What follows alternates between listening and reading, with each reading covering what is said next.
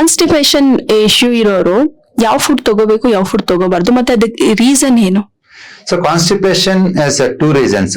ಒಂದು constipation cold ಇಂದ ಆಗುತ್ತೆ, ಹೀಟ್ ಇಂದನೂ ಆಗುತ್ತೆ. ಅಂತಂದ್ರೆ ಫಸ್ಟ್ ಕೋಲ್ಡ್ ಇಂದ ಯಾಕೆ ಆಗುತ್ತೆ ಅಂದ್ರೆ ನೀವು ತಿಂದಿರೋ ಆಹಾರ ಸರಿಯಾಗಿ ಜೀರ್ಣ ಆಗಿಲ್ಲ ಅಂದ್ರೆ ಕಾನ್ಸ್ಟಿಪೇಷನ್ ಆಗುತ್ತೆ. ನಿಮ್ಗೆ ಗೊತ್ತಾಗ್ಬಿಡುತ್ತೆ ಅಜೀರ್ಣದಿಂದ ಕಾನ್ಸ್ಟಿಪೇಷನ್ ಆಗ್ತಾ ಇದೆ, ಹೊಟ್ಟೆ ಹಸಿವು ಆಗ್ತಾ ಇಲ್ಲ, ಹೊಟ್ಟೆ ಉಬ್ಬಾರ ಆಗ್ತಾ ಇದೆ, ಅದರಿಂದ ಕಾನ್ಸ್ಟಿಪೇಷನ್ ಆಗ್ತಾ ಇದೆ ಅಂದ್ರೆ ಏನಾಗಿ ನೆನ್ಪಿಟ್ಕೊಳ್ಳಿ. 2 ಕಲರ್, ಒಂದು sky blue colour stomach reflex point ಮೇಲೆ ಹಾಕಿ, ಎರಡನೇದು ಡಾರ್ಕ್ ಬ್ಲೂ ಕಲರ್ ನ ನೀವು ಎಡಗೈ ಹೆಬ್ಬೆರಳು ಬುಡಕಾಕಿ.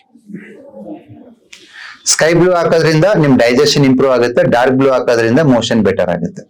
ಅದೇ ನಿಮಗೆ ಹೀಟ್ ಇಂದ ಕಾನ್ಸ್ಟಿಪೇಷನ್ ಆಗಿದ್ರೆ ಅದೇ ಗೊತ್ತಾಗುತ್ತೆ ಅಂತಂದ್ರೆ ನಿಮ್ಗೆ ನಾರ್ಮಲಿ ಮೋಷನ್ ತುಂಬಾ ಹಾರ್ಡ್ ಇರುತ್ತೆ, ಪ್ಲಸ್ ಅದ್ರ ಜೊತೆಗೆ ನೀವು ತಿನ್ನೋ ಸರಿಯಾಗಿ ತುಂಬಾ ಹಸಿವಿರುತ್ತೆ, ಬಟ್ ತಿನ್ನಕ್ ಹೋದ್ರೆ ಹೊಟ್ಟೆ ಸೇರಲ್ಲ, ಮೀನ್ಸ್ ಗ್ಯಾಸ್ಟ್ರಿಕ್ ಜಾಸ್ತಿ ಆಗಿರುತ್ತೆ.